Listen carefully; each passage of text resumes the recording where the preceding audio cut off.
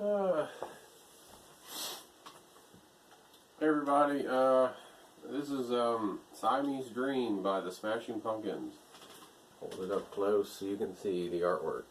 This is the guitar tab book for it that I got, because I got enough fascinated by this album to want to buy a book to help me play it. I'll just kind of talk from there. My hair is never, ever. Okay. The first song, Cherub Rock. It's a good kickoff song, in my opinion, for this record. From this record, I should say. It's a good first track song. Gets you kind of fired up to listen to the rest of the record. The notorious thing that Billy Corgan did on this record was supposed to have recorded like up to what's supposed to have been up to 40 tracks of guitar. So in terms of how thick the guitars sound on this record, it's really, really thick. Very heavy, almost, I don't know if you can call it a heavy metal, but definitely a heavy rock album from, what was this, 1993?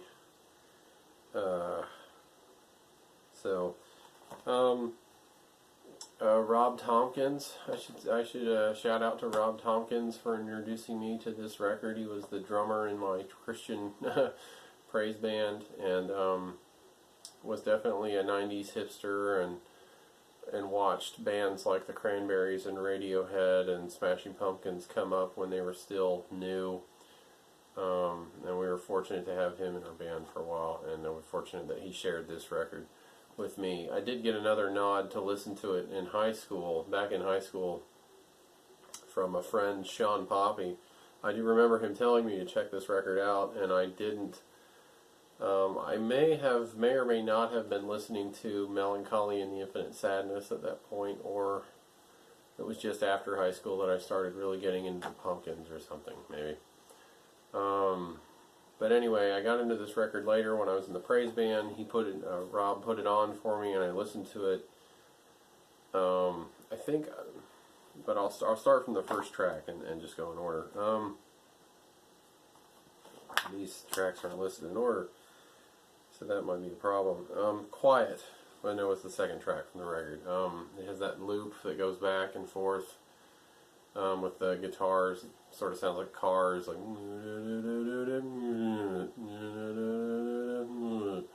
and that's a neat loop.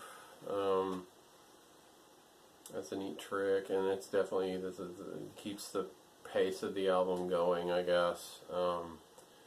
With what it does. I gotta sit on a chair because I'm numbing a foot sitting on myself like this. I just thought, as talking about so many Jars of Clay records, I thought I'd talk about some stuff that's not Jars of Clay. I've already talked about the two first records, but anyway. So, my camera level. So I got into this record more, and just kind of continued my Smashing Pumpkins exploration with this album. So Quiet is what it is. I mean, it's not that it's like, what's come and saved me from the awful sound of nothing. That's a good line at the very last end of the song. That sticks out to me that I can name. What's the third track called? I'm trying to remember. Today, which some of you who know these guys better than I do are going to laugh and say, "It's Today, silly." Today was one of the big songs off the record. It's fine. I messed with it some when I was playing around with the album, actually trying to play songs from the record. And then the next track is called Hummer, and Hummer was big for me. I latched on to Hummer. I was like, I like this song. I learned to the best of my ability to play that solo that's toward the end with the echo at the end, and I have a video on the channel of me doing that. I sort of have an acoustic single guitar version of it that I play sometimes when I'm by myself, which is pretty much all the time. I don't have a band currently. And I went so far as to buy a $150 Boss delay pedal to help me so I could tweak the delay just right. I wanted to have the ability to tweak the delay just the way it's supposed to be, to play it just right on the record. And I still had my Randall electric guitar amp at the time. I can't remember the exact model, I'm sorry. And I played with songs like Soma, I think, was one I messed around with that, with the chorus effect and things. But anyway, I was on Hummer. So Hummer is still one of my favorite tracks from that record, personally. The song didn't get big. I think it should have. You know, it just didn't. It's like songs like Cherub Rockin' Today took off, and other ones instead. I guess Rocket was the next song, and Rocket got its own video. And you can listen to the song lyrics and see why that song was probably popular and liked, and how Today became popular, and why Cherub Rock was sort of like an alternative rock anthem type song, and became what it was. Yeah, the songs are listed out of order on this book here, so I'm kind of lost. I guess Geek USA might have been the next one, and Geek USA is a little bit faster paced and has a good thrashing to it, if you guys remember it. If you don't, check it out. You know, I mean, if you like heavy metal / alternative rock, this album should appeal to you. I want to say this is sort of where the Pumpkins got their Big Muff signature sound, really sort of nailed it.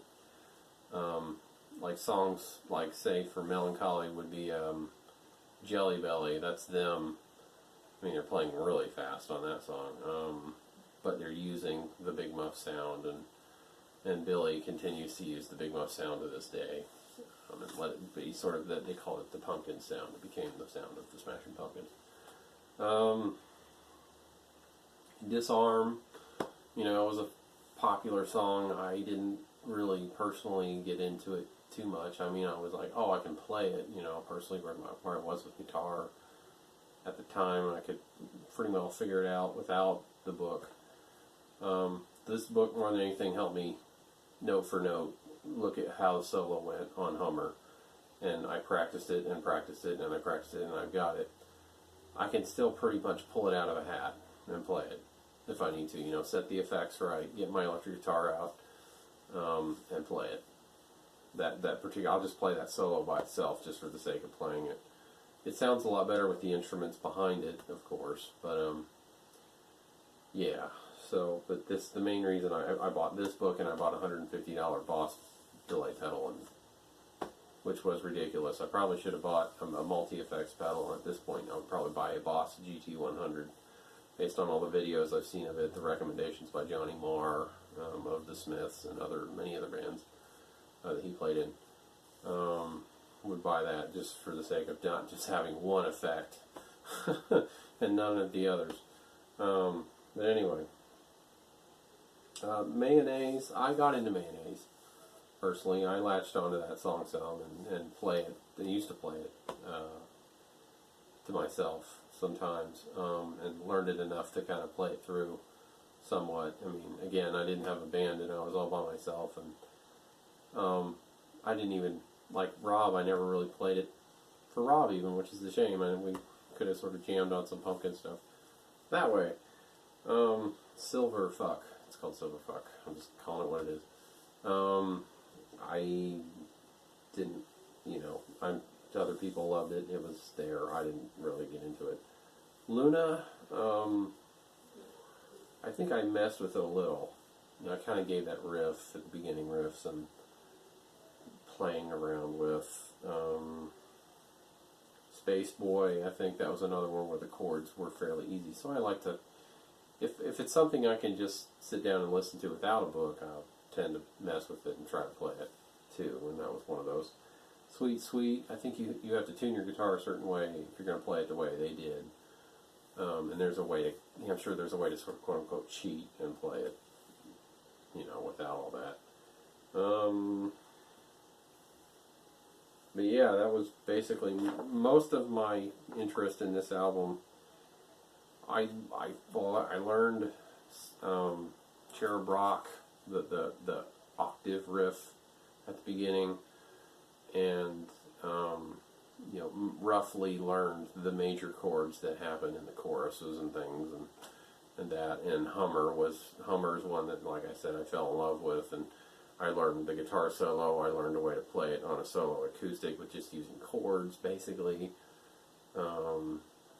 Enough of the song is there to, hopefully, someone who knew the song fairly well would be like, oh, you're playing Hummer.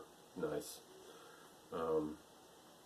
But it really has some cool two-guitar electric harmony effects and things that would make it neat to have a band and cover it the way it was meant to be played, and things for the sake of doing that would be cool. And Cherub Rock as well, and maybe a few of the others. But yeah, that's basically my own personal memories and trials and tribulations and triumphs with the Smashing Pumpkins' Siamese Dream.